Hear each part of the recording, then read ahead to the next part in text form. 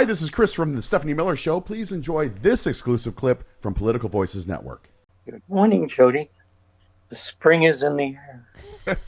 The blossoms are blooming. Aww. And so am I. Ooh. Oh, Ew. well. Hello. Ew. Hi, Charlie. Hi, It just Steph. gets How are weirder. you? Hi. You're blooming too.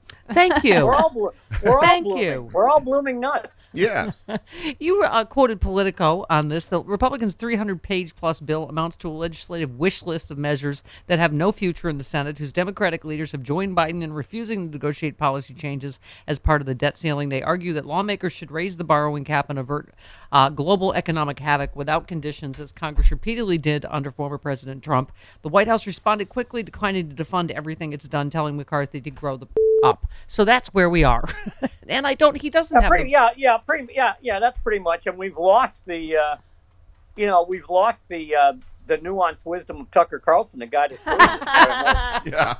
I don't know if it's possible to go on. Were you shocked? What was your I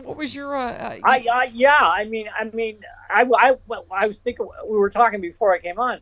I was just sifting through all the pieces of Don Lemon's departure when all of a sudden this, it was like there was this little earthquake and then this major aftershock.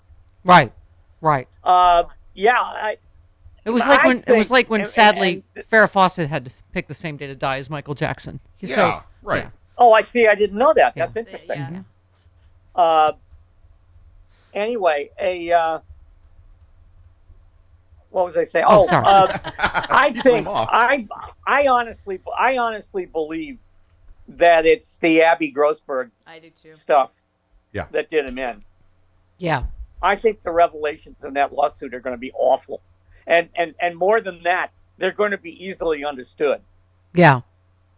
Yeah, I was wondering that and the January 6th stuff and Ray Epps and all of that. I think it could have been just a tipping point, I guess. Well, no, I mean, see, that's the thing. I think the Abby Grossberg stuff was, the one more damn thing that this was a very Murdoch move, by the way. Yeah. When Murdoch wants you done for, you're done for. Yeah. And he doesn't call you in and give you a gold watch. Yeah. He changes the lock on your door. Yeah. Basically. Yep. All of a sudden your key card doesn't work and there's a food truck in your parking space. So, speaking of losers, you write, McCarthy isn't a good enough politician for this fight, which can be either good or bad. The best result is he gets negotiated out of his socks and underwear by the White House and the Democrats in the Senate. The worst result is he's either so dumb or so cowed that he actually sends us over the brink. I mean, McCarthy is the one that might be dumb enough to actually send us over the brink. See, that's the thing. I never really thought in my heart of hearts that Boehner or Ryan would do it. Right. Because they're smart. They were smart enough, and Boehner had enough lucid moments that they would look at it and say, "No, this is really bad." But I don't think McCarthy's smart or brave enough to hold off his caucus. I mean, it's very plain that most of his caucus doesn't know what the debt ceiling is or doesn't care. Yeah. Because if he's out there talking about reining in spending, the debt ceiling is paying off spending that we've already spent. Yeah. We have to explain this every time. Yep. Yes, exactly.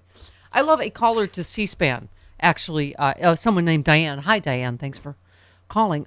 She said Joe Biden devoted most of his presidency to cleaning up the horrendous mess of Donald Trump, and Republicans around the world, not just in the United States, but around the world. And if McCarthy wouldn't have been castrated and his privates transplanted onto Marjorie Taylor Greene, and some of these other Republican senators believed in the big lie, which we now know never happened all over the country, the electorate, or whatever, this country wouldn't be so in the sewer. Oh, thank you, Diane. Let's hope there's a lot of Dianes out there on the day that Joe Biden announces. And the C-SPAN host responded with, "Let's go to the Republican line now." Yes. And now the opposing. Where Cletus from Huntsville has been holding. Let's talk about Jim Jordan. I'm telling you, the world could end, and C-SPAN would be the place you wanted to go, because their host would be, Finland just fell into the sea. Yeah. Let's look at the Democrats. There's no emotion on that channel at all. I mean, honest to God, they make NPR sound like the Chambers Brothers. Yeah. Let's talk Supreme Court for a minute. You tweeted the Supreme Court. This Supreme Court just kicked that punk down in Texas in the nuts. I mean, temporarily, right? I mean, for the moment, yeah. I Yeah. mean, I'm honestly trying to figure out what Alito's game is here. Yeah. Speaking of which, what a whiny biatch he is. Yeah. Yeah. Ugh, he's such a God. disgrace.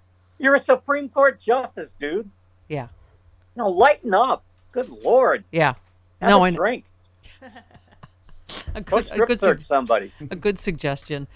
You also wrote a piece. Jim Jordan has been frustrated in his attempts to frustrate Alvin Bragg, a federal judge who the previous president picked out of a Federal Society hiring hall. Ruled that the Manhattan DA, that Mark Pomerantz had to answer one of Jordan's subpoenas. So the whole matter will grind on through the courts, frustrating Jordan's attempts to frustrate Bragg's investigation. I just don't think, like most things, this will end well for Jim Jordan. Do you? Well, I don't understand why he's insisting on Pomerantz. I know. Pomerantz left the DA's office because it wasn't being tough enough on Trump. Exactly. Right. What does he hope to get from Pomerantz? I think he's trying At best, he's going to get a bunch of no comments. Right. Right. I think. Yeah. I don't understand this. I don't understand this one at all. Of course, I mean, except in the context of the fact that Jordan is completely floundering now. Yeah.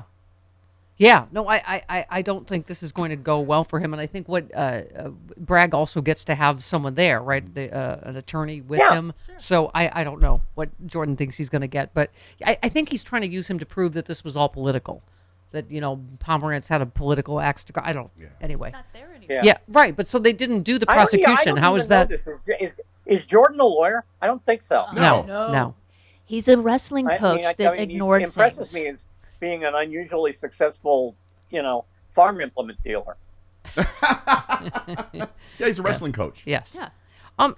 Lost in all the wackadoos that we're finding out in all these election fraud cases, you wrote a piece about Cleta Mitchell. You said the Republican Party can't reform until they jettison people. You said not to put too fine a point on it. Ms. Mitchell is a flaming wackadoo. She was intimately involved in decisions vital to the white shoe end of Trump's efforts to overturn the election. She advised the former president on his now infamous "Find Me the Votes" phone call to Raffensperger, which is about as involved in the plot as you can get.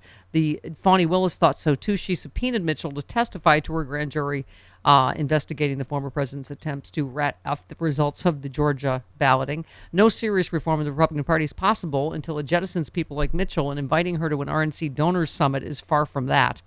She just was speaking there. So, Charlie, should we be? I mean, these are phone calls. If you're really trying to reform your party, these are phone calls you don't take anymore. Right. I mean, of course, I agree with everything I said there, by the way. Yes. You In case you're wondering, I endorse these remarks. I'm all in favor of everything I wrote, whatever it was. What do you make of Fani Willis talking about? She's an exact July to September. That would be the time frame. What do you make of that? I mean, she's obviously. I'm going to go along with whoever it was on TV, which one of the former federal prosecutors was on TV, who said that she's basically softening up the ground. Yeah. Right. But also, I think she's flipped some of the electors. Yep. And she's getting a whole bunch of stuff she didn't have before. Yeah, and the RICO case may be expanding. I mean, with what we're learning, right, about stolen voter data. She can't bring a RICO case. RICO's federal. I thought you could. I think Georgia has a smaller version of that, like New York does. Do they? Yeah. A little RICO. Yeah, Little RICO. Yeah, Little RICO. Mother of mercy is at the end of RICO. The old I Love Lucy, Little RICO. RICO. I remember when Little RICO was born. Babaloo. Exactly. Babaloo. And E. Jean Carroll trial starting today. I presume there's no cameras in the courtroom for that, right? It's New York, so no. Damn, no. Yeah. That's too bad. Good for her. Get all you can, lady. Yep. Yep. Yeah, I love Empty his pockets. just the sketch from his last indictment will hold me. That was so fantastic, that sketch of him. He looked like the Grinch after that entire sled went up his ass. Yeah. Oh, I know. I mean, the court the court, whatever they call it, the artists, the courtroom artists sketch are having artists, a field day with him. You know, Yeah. they're really revenging themselves on him. Yeah. Well, we shall see what happened. How long is this supposed to go, Travis? Do we know? We don't have a time. Depends. Yeah. I don't know. I did not check last night. Who filled in for Tucker? Brian Kilmeade. Brian Kilmeade. Oh my God! Just the replies to him saying, "Watch me tonight." Really? Yeah. Oh my God. Oh, Peter Navarro called man. him midget. His midget feet won't fit in Tucker Carlson's big shoes. Something. Oh, nice. Yeah, they're fighting. just the Well, the it's not his replies. feet that worry me. It's the fact that he's got a head of cement. Yeah. Well, I mean, as Molly Ivan said, they have to water that guy twice a week.